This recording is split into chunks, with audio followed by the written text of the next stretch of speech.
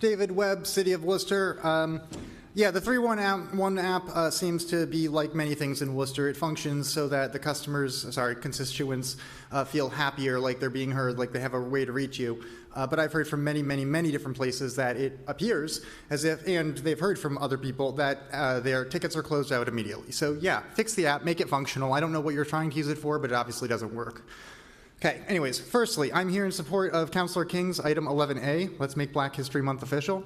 I'd say I don't know why we haven't already, but like many things around here, the answer is probably Irish pride.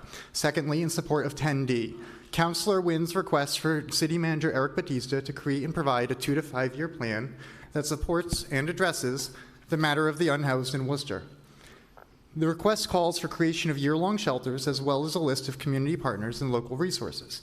Additionally, the reason we need this plan is not just because the city obviously is only going to get more prohibitively expensive, it's because what the city is currently doing makes the problem worse.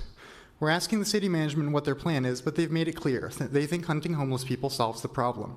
Instead of actually helping the unhoused, in March last year, City Manager Batista announced expansion plans for the Quality of Life Task Force, beginning with the appointment of Dan Cahill to Director of Constituent Services. The claim was that his team would lead beautification efforts and other enhancement initiatives that will be felt and seen across the city. There are more than 400 homeless people in Worcester and less than 100 beds.